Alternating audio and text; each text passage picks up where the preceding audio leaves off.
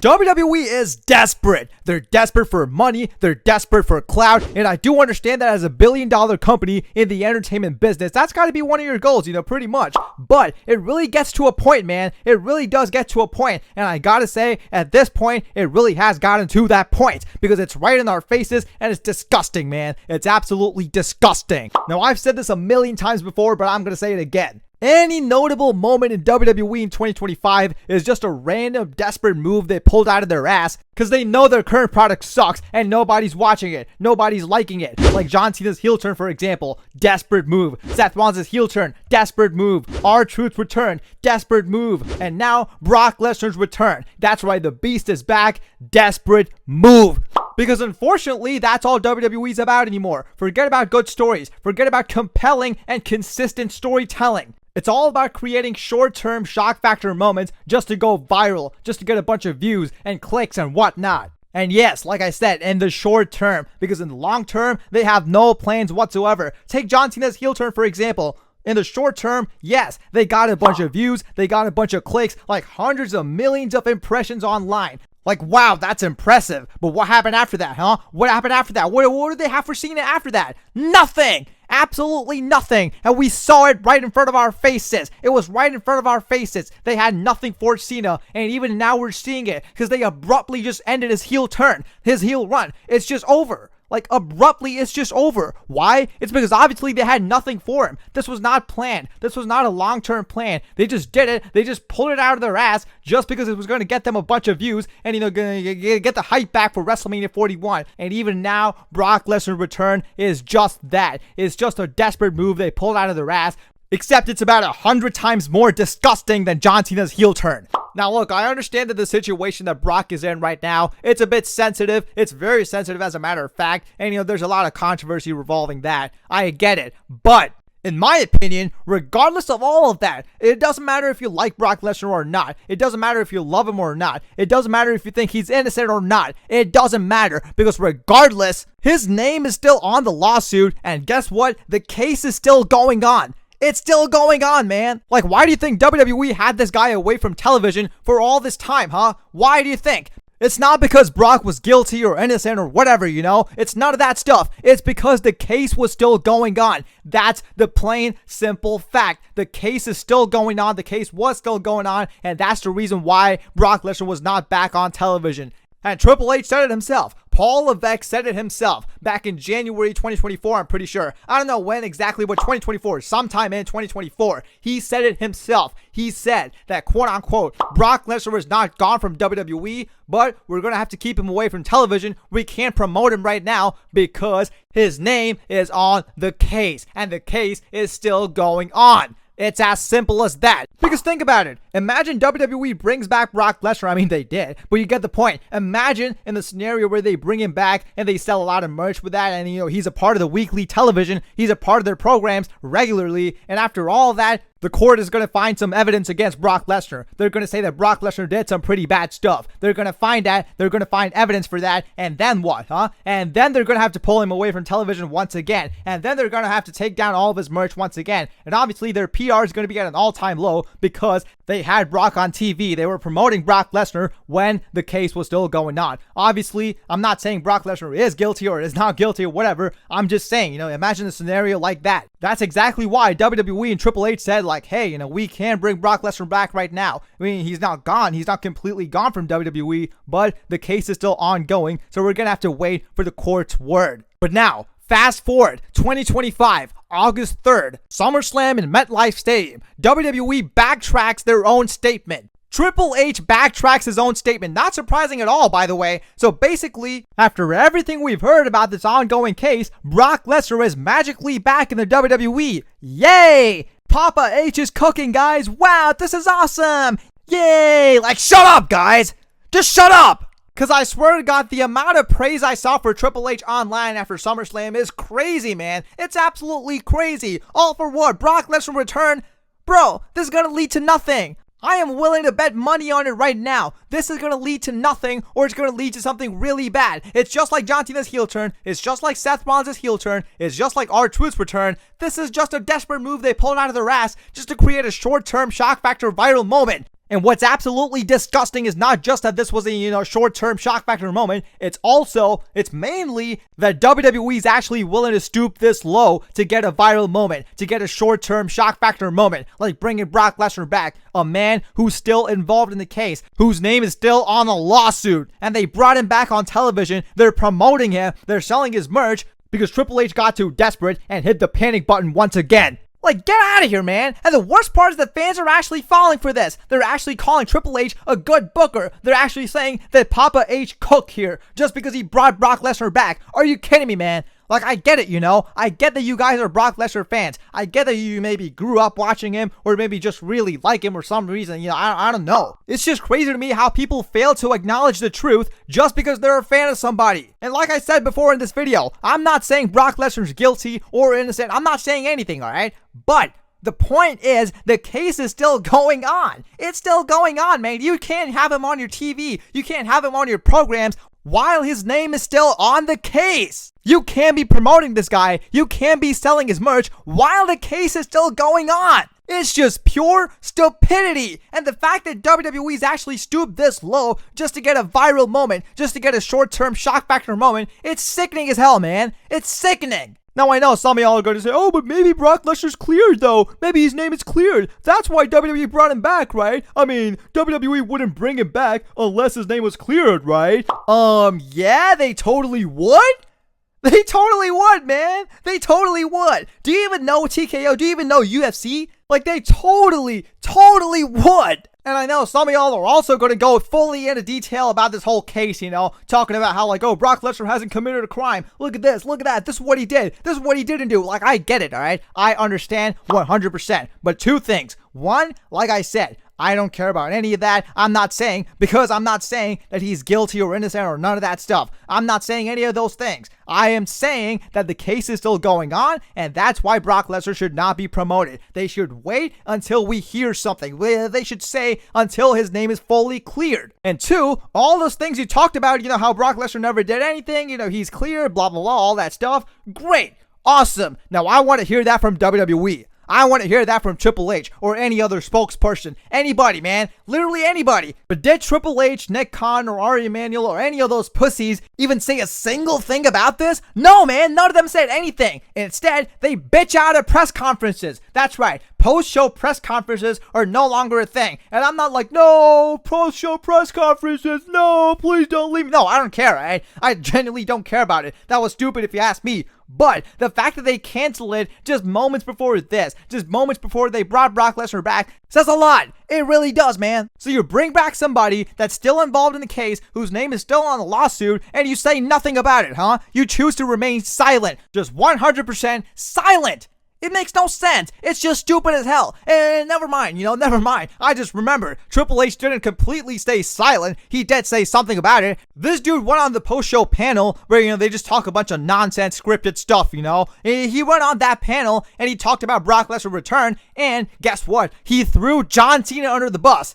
That's right. He said he went up to John Cena and said, oh, John, who you want to face in your last match? Because, that's what we do here. We give everybody what they want. That's what we do here. That's basically what he said. He said that he asked John Cena who he wants, and John Cena said Brock Lesnar. Like, damn well that didn't happen, man. Damn well that didn't happen. Anybody that even knows 10% of information about John Cena knows that he's a goddamn yes man. That's one of my least favorite things about him, man. He never pitches ideas. He never says like, oh my god, guys, I just found something cool. We can do this. Yay. He never says any of that stuff. He just says yes, sir, to everything Triple H or, Vince McMahon or whoever tells him to do. And it's not something new. We've known this for like 20 years, man. We've known this for so long. John Cena's, John Cena being a yes man, that is so well known at this point. Everybody knows about it. And now Triple H wants to come on here and lie that John Cena pitched the idea for Brock Lesnar to return and be in a program with him? Absolutely not, man. I'm not buying it.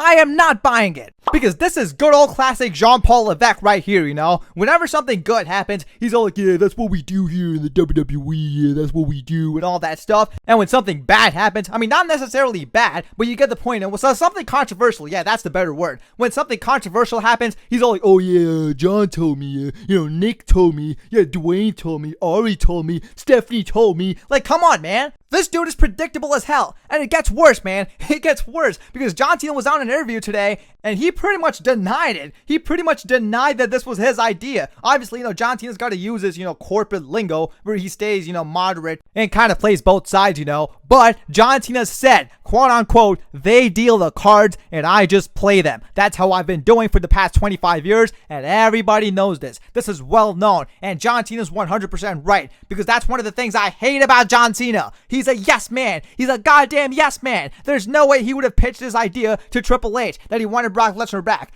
So tell me, if Brock Lesnar is really cleared, if he's really cleared to be on WWE television, then why did Triple H and WWE all of a sudden cancel post-show press conferences? And why did Triple H go on the panel and say that it was all John Cena's idea? Why did he just throw John Cena under the bus? Why did he do that? Because it's a stupid decision. That's just it. It's stupid as hell. And like I've said this about a billion times in this video. I'm going to say it again. I'm not saying Brock Lesnar's guilty or innocent. I'm not saying anything, all right? I'm not picking sides. I'm not doing anything here. What I'm saying is regardless of what you think about Brock Lesnar, the point is his name is still on the case. His name is still on the lawsuit. So that's why you can't bring him back. You can't have him on your shows. You can't promote the guy. You can't be selling his merch. You can't be doing all that stuff. Because who knows, maybe we're going to hear something tomorrow. Maybe we're going to hear something in a couple of hours. Maybe you're going to get a notification on your phone that Brock Lesnar did something right now as you're watching this video. Maybe, I don't know, alright? I'm not saying he did something or whatever, but imagine in that scenario, what would WWE do, man? They would be in such a terrible situation. That is why you don't bring back people, you don't have people that are still in a case, that are still in a lawsuit, whose name is still in a lawsuit. You don't bring it back to television. It's as simple as that. And like I said, this is just a desperate move after all,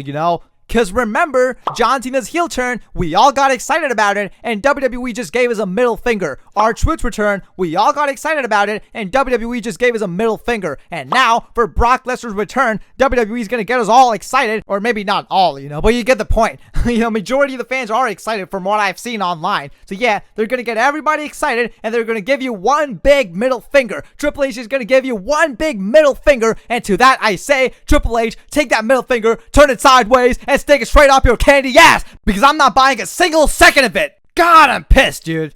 I am goddamn pissed. This whole weekend got me pissed because everything I just talked about was just Brock Lesnar's return. It was just the final 2 seconds of SummerSlam. The remaining 7 hours, 55 minutes was disgusting. It was horrible. SummerSlam 2025 was a disaster. And I'm actually seeing people glazing it online saying, oh my god, Triple H cooked with SummerSlam 2025. Well, shut up, man. Shut up! Triple H didn't cook jack! This is horrible! SummerSlam was horrible. I don't care what anybody says. The fact that I had a 10-minute rampage on the last 10 seconds of SummerSlam tells you a lot about the rest of the show. Wow, man! Just wow. So yeah, with that being said, let's actually get into the show match by match. Maybe we're not gonna, fully go into details about every single match here because we got a bunch of matches here and, a lot of matches there's really nothing to talk about. So yeah, with that being said, let's get right into the review of SummerSlam 2025. So let's start off with night 1. The show kicks off with Roman Reigns and Jey Uso versus Braun Breaker and Bronson Reed. I was not feeling a damn thing while watching this match. Now look, I'm not saying this match was bad by any means, It was a pretty good match, but really I wasn't feeling anything in this match. It was pretty much exactly what you would expect it to be, and maybe Roman Reigns had a few bright spots here and there, Like Roman Reigns hit a tope for the first time in like 4 years. That was pretty cool. I like that. But that's about it. That's about the only memorable thing in this match. Everything else was, pretty, it was pretty average, And like I said, this wasn't a bad match by any means. But it's just, there's nothing crazy to talk about here. Like, at least if this match would lead to a bigger story, there would be something to talk about. But it didn't, because Roman Reigns and Jey Uso just won. Like, wow, man. Just wow. You guys made Braun Breaker and Bronson Reed look like beasts on Raw by having Bronson Reed steal Roman Reigns' shoe after destroying him, and now you're telling me they just lost to Roman Reigns and Jey Uso clean? Like, are you kidding me, man? Like, first of all, this match itself, this concept was horrible. It should have been Roman Reigns and Braun Breaker one-on-one, because I don't care about this tag match, Who cares about Roman Reigns and Jey Uso tagging against Braun Breaker and Bronson Reed? Let's be honest here, right? Because first of all, Jey Uso is a glorified mid-carder. Jey Uso was stinking it up in this match throughout the entire match. This guy did a mid, in the middle of the match. He did the, one more time, yeah, that stupid stuff he does every single time. He did that at SummerSlam. Get out of here, man. Get the hell out of here. You're in the ring with two giants, Braun Breaker and Bronson Reed, and you're yeeting in the middle of the match. You're hitting your music. Are you kidding me, man? That's how we know that we're not supposed to take Braun Breaker and Bronson Reed seriously at all. But anyways, yeah, whatever. Jey Uso was just shoehorned into this main event scene when, it should have just been Roman Reigns and Braun Breaker one-on-one. But obviously, some fans are going to tell you, oh, that's a Mania main event, though. That's a WrestleMania main event. Like, shut up, man. No, it's not. At least not yet. It's not a WrestleMania main event yet. I don't get why we gotta save everything for later and we get nothing now and we get garbage now. Like, get out of here, man. We could have done Roman Reigns and Braun Breaker now, and eventually when Braun Breaker is ready for a WrestleMania main event, that's when we could have gone Braun Breaker versus Roman Reigns at the main event of WrestleMania. It's that simple. But no, let's do Jey Uso and Roman Reigns versus Braun Breaker and Bronson Reed, which nobody cares about, by the way. But oh, wait a minute, no. People would actually care about this if we got something about it. Like Braun Breaker pinning Roman Reigns, for example, but nothing happens here. Braun Breaker didn't pin Roman Reigns. Roman Reigns didn't pin Braun Breaker. Nobody did anything. Jey Uso pinned Bronson Reed, which is the worst possible combination you could have gone with. It's the worst one, man. So yeah, whatever. Let's just move on. There's really nothing more to talk about here. Obviously, the highlight was Roman Reigns' performance, Roman Reigns doing topes and stuff like that. That was pretty cool. That's the only highlight here in this match. Like, it was cool. It was pretty fun, but that's about it. This is like a 3.5 star match in my books. And that's not bad whatsoever, A lot of fans are convinced that any match below 4 stars is not good. That's just not true, 3.5 is still a decent match. It's still pretty good, and that's what I'm going to give this match. It's like a 3.5 star match. And yeah, with that being said, let's just move on. Anyways, then we got Roxanne Perez and Raquel Rodriguez versus Charlotte Flair and Alexa Bliss for the WWE Women's Tag Team Championships.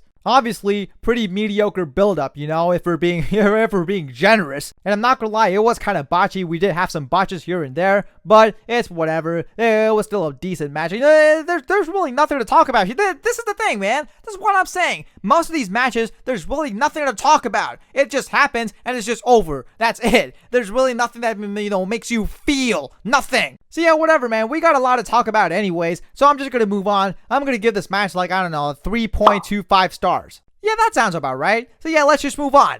Anyways, then we see Sami Zayn versus Karrion Kross. Oh boy. Oh my god, dude. I am sick and tired of this guy. I am sick and tired of Karrion Kross and this little experiment going on. I'm sick and tired of the Kross cult taking over WWE, chanting "We want Kross" every single time. Like, come on, man. Nobody cares about this. He's just not good. You guys hyped him up. You guys said, oh my god, give him an opportunity. Give him a chance. He's gonna kill it. He's so good. And guess what? Now he got an opportunity against Sami Zayn, not just in the ring, but on the mic as well. He was given so many promos, so many chances, so many everything, and he fumbled. None of them were good. He had no good promos. He had no good matches. No good nothing. This guy stinks in the ring, man. He absolutely stinks. He just sucks. He's horrible. And trust me, I really did want to like Karrion Kross as well, After he cut the promo bashing WWE, I was like, oh boy, I'm in. Because, you know me. I've been doing that for like months now. So I really wanted to like this guy, but he just sucks. He just sucks at everything related to wrestling.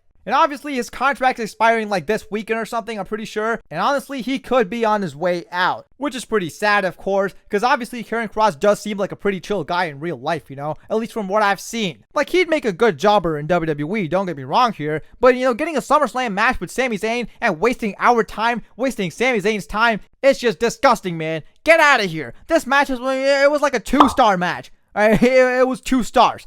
Get out of here. This sucked. I was bored to death. And the stipulation for this match was that if Karrion Kross wins, Sami Zayn must say Kross was right. And if Sami Zayn wins, Karrion Kross must say that Sami Zayn was right. Like, wow, dude. Those are some big stakes right there. So yeah, nobody cares about this. Karrion Kross is probably not even going to say that Sami Zayn was right, because by the time he says it, his contract would have expired, and he'd be wrestling in CYN or NWA or wherever. So get out of here. Let's just move on. Nobody cares about this. Anyways, then we see Tiffany Stratton versus Jade Cole. Oh my god, dude. Back-to-back stinkers. Are you kidding me? But I will say, though, this match wasn't as bad as I thought it would be, Because, of course, we got Tiffany Stratton and Jade Botchgill in the same match. And I knew it was going to be horrible. I thought it was going to be horrible. but it was, it was just below average, slightly below average. It wasn't totally bad, but it wasn't, obviously good either. And you know how I said in some matches there's really nothing to talk about? This was one of those matches, because there's really nothing to talk about. This match was over in like 10 minutes, with one finisher, by the way. That's right, Jade Cargill, as much as I don't like her, she was being pushed, right? In kayfabe, she was being pushed like a god. She beat Asuka, she beat everybody, and now she's losing to one prettiest moonsault ever. Like, that's just stupid, man. That's stupid as hell. That's inconsistent booking. That's what it is.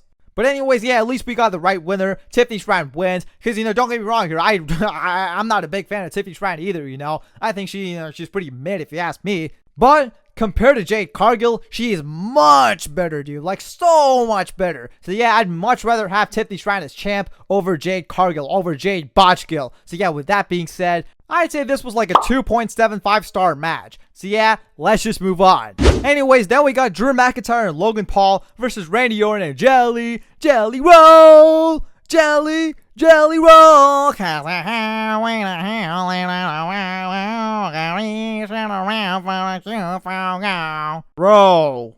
Bro, I heard all this hype about Jelly Roll, like, oh my god, he's training so hard, he's about to do some crazy stuff. Well, we got pretty much nothing in this match, man. What was this match? It was just a bunch of nothing. That's what it was. This was nothing. Jelly Roll pretty much did nothing. I mean, major respect to Jelly Roll, I'm not gonna lie. Those are some big bumps he took. Like that, announce table bump. Like, yeah, that's right. Those are pretty big bumps. I do understand that. Major respect to Jelly Roll. But if this match was against, like, The Miz or something, I wouldn't mind it. If it was a one-on-one with only Logan Paul involved, I wouldn't mind it. But you brought in Randy Orton and Drew McIntyre in there. Like, why?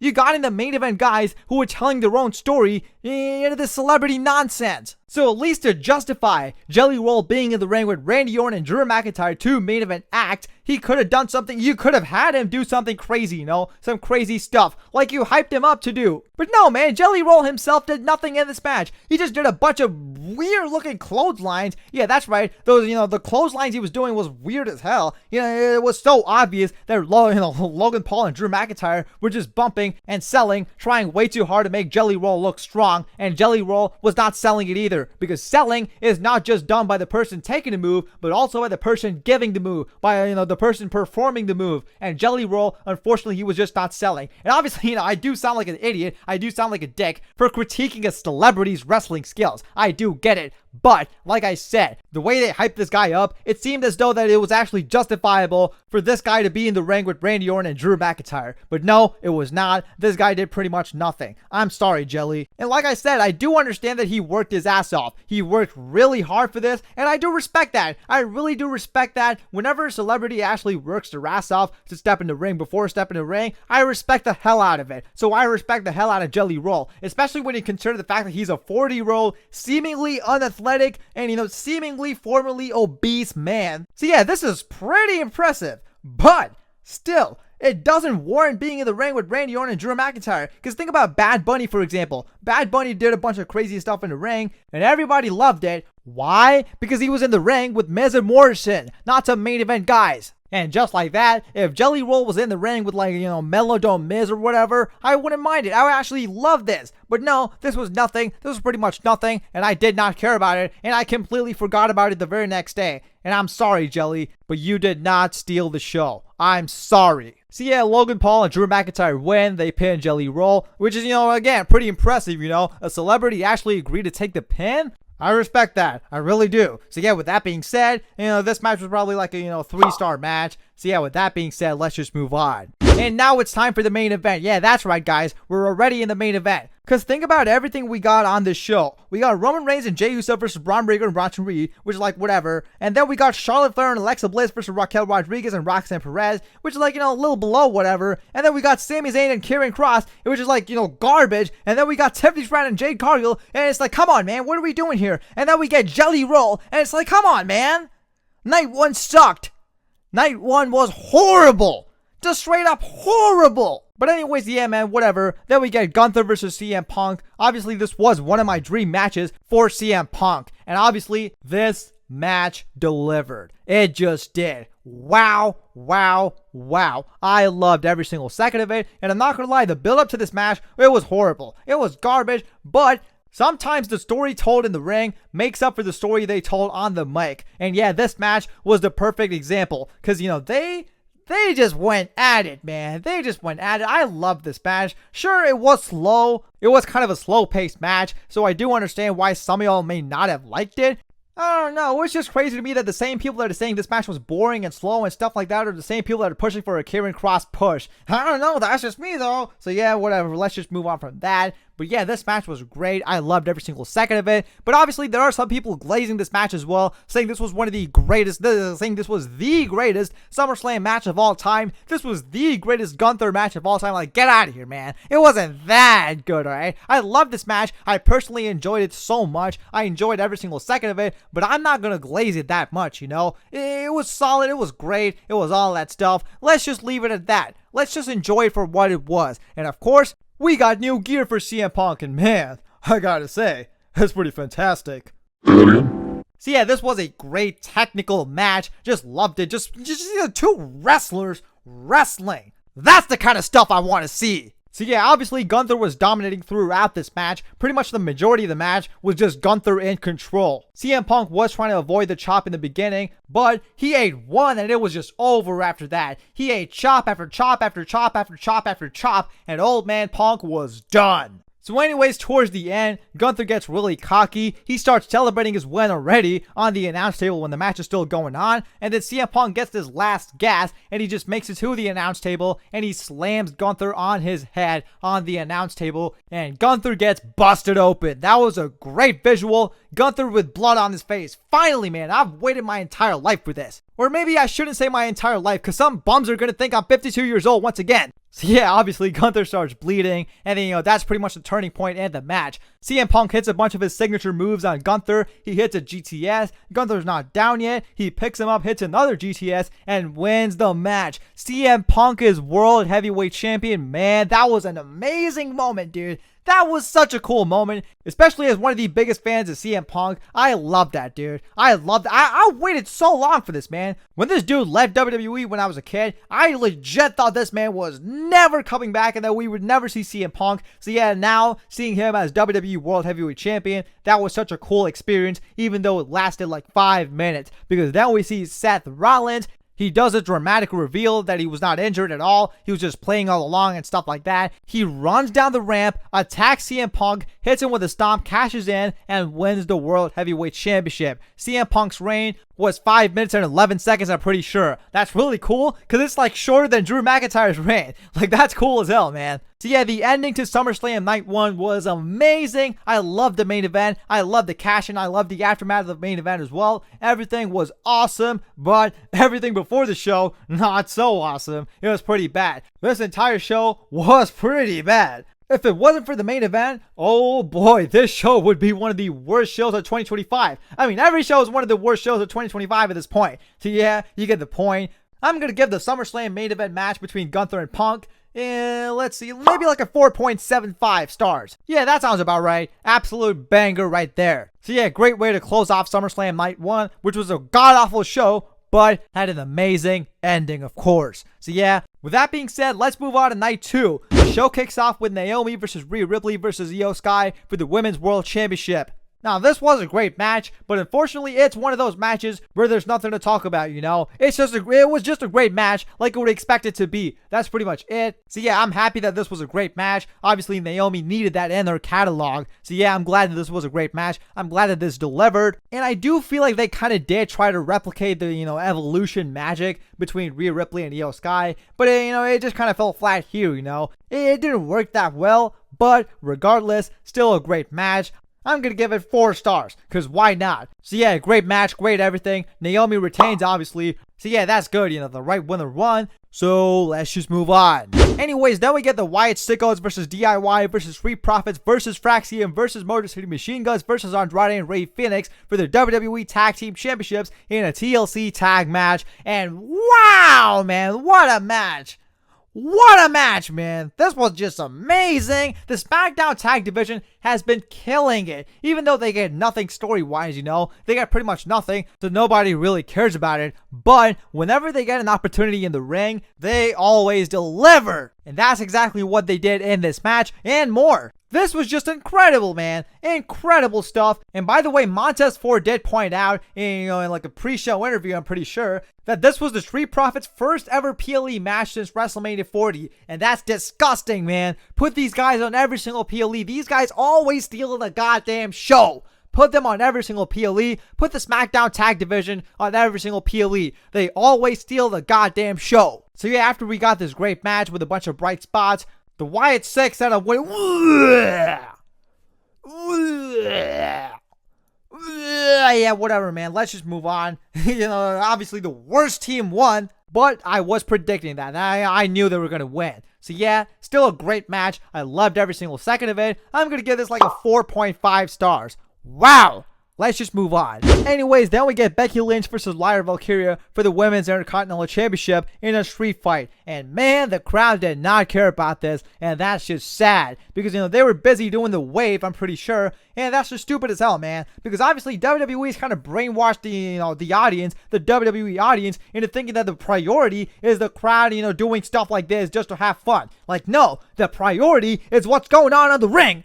Pay attention to that. So yeah, it's kind of sad that this match, pretty much got zero reaction, but it wasn't that great either, And I'm not saying it was bad whatsoever. It just didn't live up to their previous matches. It didn't live up to their potential. And I do think the crowd did have something to do with it as well. I think if the crowd was a little more in on it, this match would be a lot more fun. But it is what it is. This was an average, pretty decent match. Where obviously we got some Bayley shenanigans as well. And no, Bayley did not turn heel. She did not do anything. We got the same old, oh my god, is she gonna do it? Is she gonna do it? What is she gonna do? Like, get out of here, man. I'm sick and tired of the same goddamn ending every single time. So yeah, obviously with some Bayley shenanigans, Becky Lynch wins. She retains the IC title. And now Lyra Valkyria can no longer challenge for the IC title. Wow, let's just move on, man. Whatever. The finish was just, horrible, and the match itself, it was just decent. I'm gonna give this like a 3.5 stars. Wow, let's just move on. Anyways, then we get Solo Sikoa versus Jacob Fatu. How do you manage to have a worse match than Karrion Kross? This match was horrible, man. Just straight up horrible. I was bored out of my mind while watching the show. I was questioning why I even watched wrestling while watching this match. Wow, man. Just wow, this was horrible. But yeah, there's really nothing to talk about with the Bloodline story. It just sucks. It's getting dragged out at this point. We're now at the sequel part of the Bloodline story. The sequels that nobody cares about. That's pretty much what this is. You know how Star Wars has the sequel trilogy? That's pretty much what this is. That's pretty much what this saga of the Bloodline. Talking about the Bloodline story gets me gagged. So anyways, yeah, with that being said, this saga of the Bloodline story, nobody cares about it. It's the unwanted sequel. That's pretty much what it is. And JC Mateo, Tala Tonga, these guys are useless chumps. I don't care about these guys. Whatever, let's just move on. I'm going to give this match like a 1.75 stars. Yeah, that sounds about right. Let's just move on. Solo Sikoa retains in the worst way possible. Nobody cares. Let's just move on. Anyways, then we get Dominic Mysterio versus AJ Styles. AJ Styles' ring gear was awesome, by the way. And he did the whole Eddie Guerrero tribute, even his entrance and all that stuff. Great stuff. I love that. Now, the match itself, it was pretty good. Not too great, not too crazy, nothing too crazy. But it did the job. It was exactly what it needed to be. And I was entertained. I'll give them that. I was entertained. This match did do the job. I really liked the steel chair spot. The classic Eddie Guerrero steel chair spot that they did. The double one, by the way, because AJ Styles did it too after Dominic Mysterio. So yeah, that was pretty cool. But obviously, then they messed it up by giving the win to Dominic Mysterio. Now look, I like Dominic Mysterio. I do like this guy. But why did he retain, man? Why? This guy's doing nothing with the IC title. We are all burnt out of his reign already. Nobody cares about this. You should have given the win to AJ Styles so AJ Styles could have actually had a meaningful run with the IC title, putting on matches with, Penta, Balor, JD, Cena, CM Punk, whoever. He could have actually had so many fresh matches, so many great matches. But no, let's just continue Dominic Mysterio's garbage title reign. Why? Just because we can have him as double champion when he wins the AAA World title at Triple Mania. Get out of here, man. Nobody cares about this. This was like a 3.5 star match. I'll give them that. So yeah, with that being said, let's just move on. And now it's time for the main event. Oh boy, there's a lot to talk about here, so buckle up. So Cody Rhodes makes his amazing entrance. By the way, this was great. I loved his entrance. The beginning part with Dusty Rhodes, the one, the part where he rose up from the Cody Vader. It was just awesome. It was one of his best entrances. And then we see John Cena's entrance, where we get the blacked out, Cena text. You get the point. But then it transitions into a good old classic John Cena Titantron video, and we get the good old classic John Cena back. He's all excited. He's a babyface once again, and he points out to Stu, and he said, "Oh, I've missed you, Stu. You ready to run? You got to run in you? Well, yeah, let's run. Let's go to work." And he does the classic run to the ring, run down the ramp, and good old classic Cena is back. Babyface Cena is back. Wow. So yeah, then the bell rings, and then John Cena and Cody Rhodes have this face-off, and then they hug each other, and then John Cena says, "Let's see what you're made of, kid," and then they start trading blows. Yeah, that's right, guys. John Cena and Cody Rhodes hugged in the start of the match, in the beginning of the match. Like, what? Like, okay, fine, whatever, John Cena's face again, whatever. But Cody Rhodes? Why the hell is Cody Rhodes, being okay with this? Why? Like, dude, he kicked you in the balls. He kicked you in the balls. Like, look, you can do anything to me, alright? Me personally, you can do anything to me. You can slap me in the face. You can take a knife and literally stab me in the back. And maybe I will forgive you. You never know. Maybe you do something for me, I'll forgive you. You never know. But if you kick me in the balls, like, we're done, dude. I am never forgiving you. That's the number one thing you don't do. Do you have any idea how much pain that causes? I mean, I don't. I've never been kicked in the balls, personally. But I can tell it hurts a lot. And if anybody ever kicks me in the nuts, I will never forgive them, man. I will never hug them in the middle of a ring and agree to have a respectful fight. Get out of here, man. And John Cena not just kicked Cody Rhodes in the nuts, he kicked Cody Rhodes in the nuts twice. Twice, man. That's unforgivable right there. So yeah, whatever. I think the way this whole rivalry was handled is just stupid as hell. The way the whole Cena heel turn, his heel run was handled is stupid as hell. But we're going to get into that later. What I am going to say though is it was so good to finally see John Cena be a face again, man. Because finally, it actually felt like I was watching John Cena, It felt like the guy I was watching all these months wasn't even John Cena. Now it felt like I was actually watching the real John Cena, and it really started to hit me, man. Like, wow, we got only 5 months of this?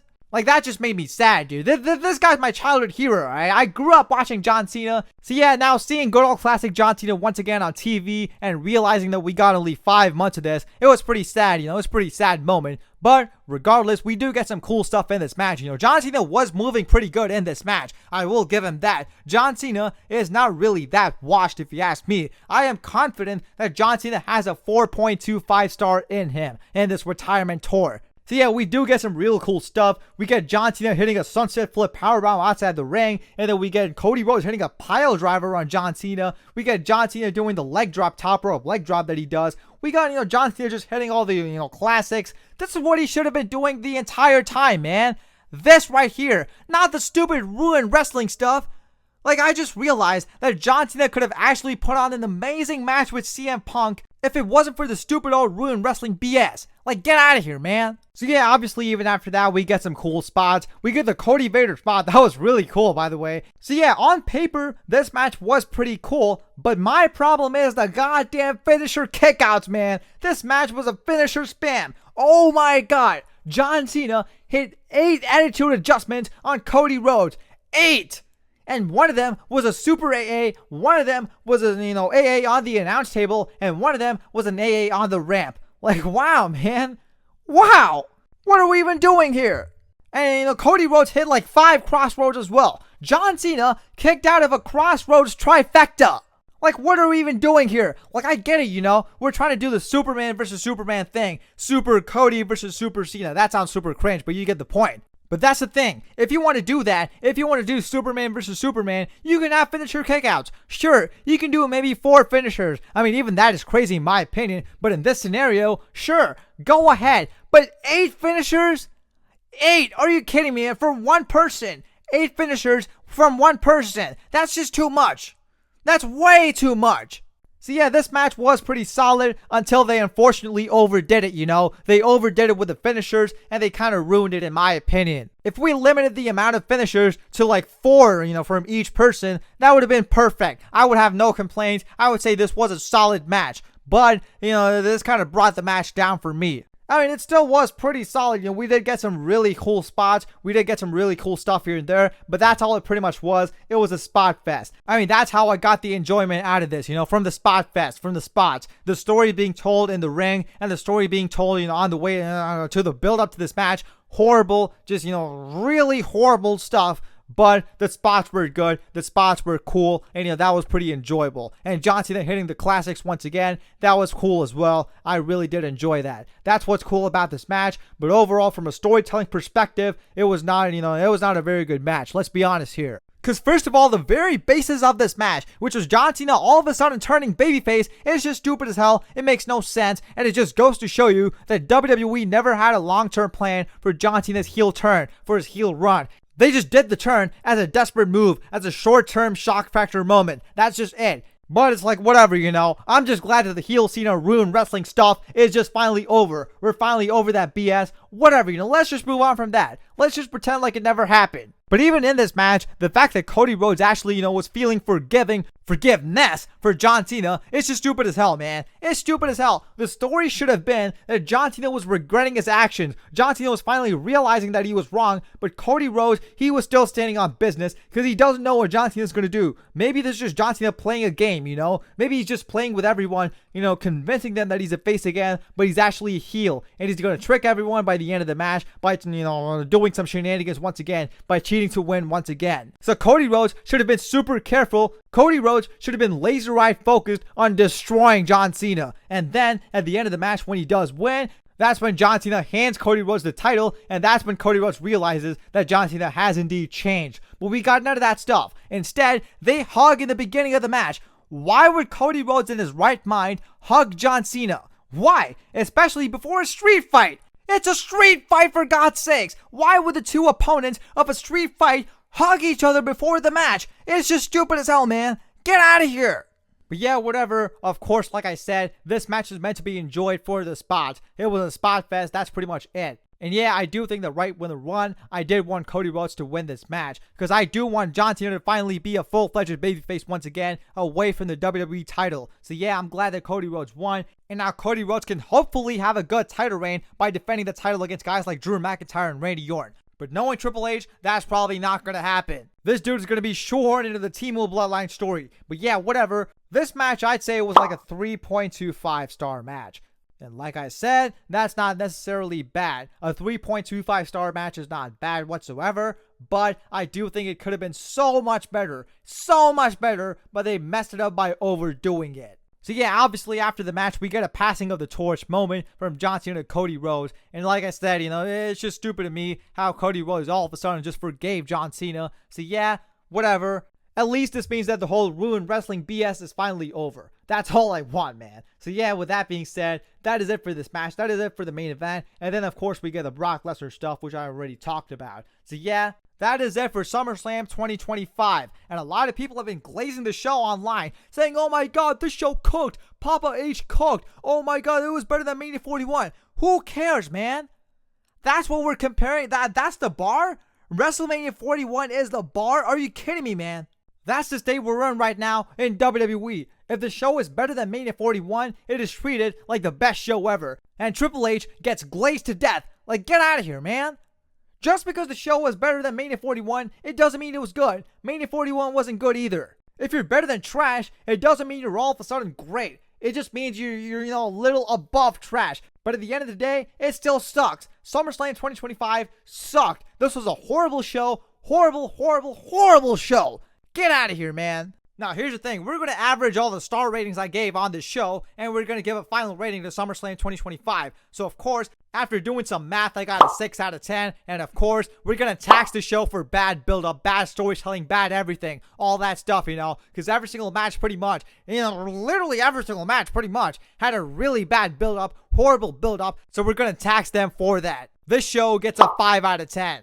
Get out of here. So yeah, with that being said, that is it for today's video, guys. Thank you so much for watching. I'll see you all in the next video. Peace out.